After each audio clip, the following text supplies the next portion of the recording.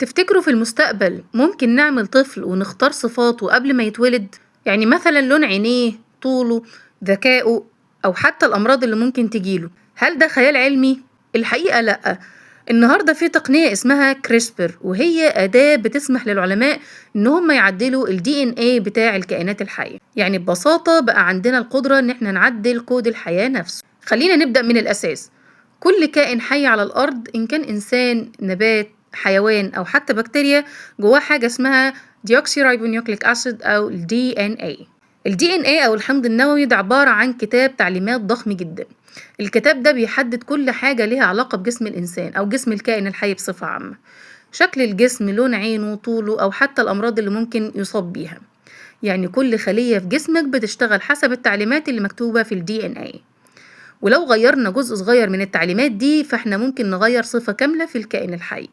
المثير للاهتمام بقى إن البشر بيعدلوا في الكائنات الحية وصفاتها من آلاف السنين، بس الحقيقة بطريقة غير مباشرة. يعني مثلا في الزراعة، المزارعين كانوا بيختاروا أفضل نبات قمح ويزرعوا البذور بتاعته للسنة اللي بعدها، وبعد أجيال طويلة النباتات بتتحسن سلالتها. وده اللي حصل برضو مع بعض الحيوانات.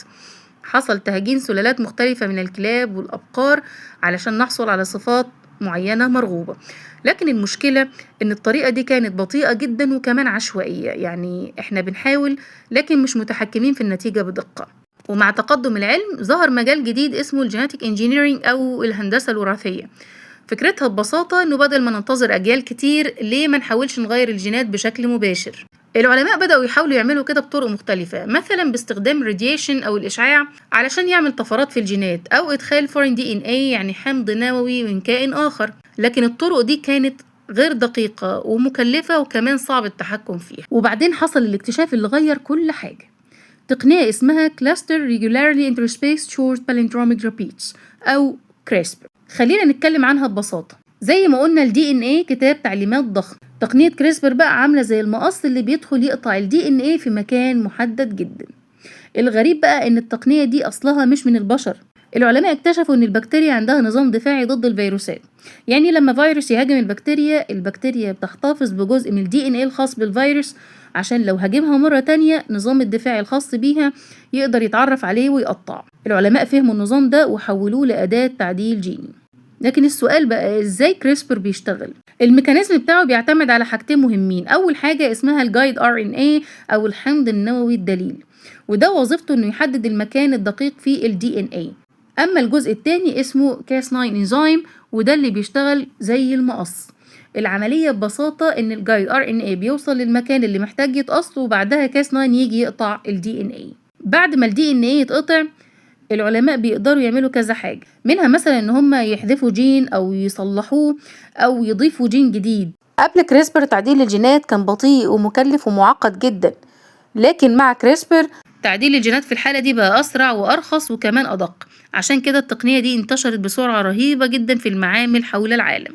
أول وأهم مجال ممكن تساعد تقنية كريسبر في تطويره هو الطب. باستخدام كريسبر ممكن نظريا علاج أمراض وراثية. الجيناتيك ديزيزز أو الأمراض الوراثية بتحصل بسبب خطأ في جين معين. لو عرفنا نصلح الجين ده ممكن نعالج المرض من جذوره. والعلماء كمان استخدموه في علاج السرطان وأمراض الدم وحتى كمان بعض الفيروسات. وفي الزراعة التقنية دي ممكن تعمل فرق كبير جدا، لأن احنا ممكن نزرع نباتات تتحمل الجفاف، تقاوم الحشرات، وكمان تنتج غذاء أكتر، وده ممكن يساعد في مواجهة مشكلة الجوع في العالم. ومن الأفكار المثيرة جدا تعديل جينات البعوض. البعوض هو السبب في نقل أمراض خطيرة جدا زي الملاريا، والعلماء بيفكروا يعدلوا جينات البعوض علشان ما تقدرش تنقل المرض. لو البعوض المعدل ده تكاثر، الجين الجديد ممكن ينتشر بسرعة في الطبيعة. لكن السؤال المهم هنا، لو ممكن فعلا تعديل الجينات البشرية، هل ممكن فعلا ان احنا نصمم اطفال بصفات معينة؟ الفكرة دي اسمها ديزاينر بيبيز او الاطفال المصممون وراثيا. يعني بنختار لهم صفات زي الطول والذكاء ولون العين، وده موضوع فيه جدل اخلاقي كبير جدا.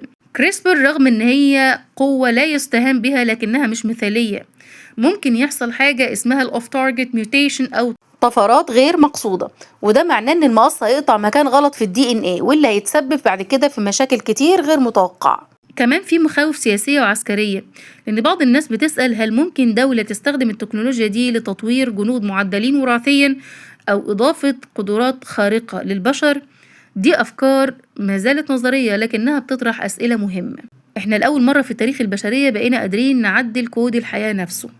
تقنية كريسبر ممكن تساعدنا إن إحنا نقضي على أمراض، نحسن الزراعة ونغير مستقبل الطب. لكن السؤال الحقيقي مش هل هنستخدم التكنولوجيا دي، السؤال هو إزاي نستخدمها وإيه الحدود اللي لازم نقف عندها. وبكده تكون خلصت حلقتنا النهاردة من برين بايتس بودكاست. لو عجبتكم الحلقة ما تنسوش تعملوا لايك وشير وسبسكرايب، واشوفكم إن شاء الله في حلقة جديدة قريب.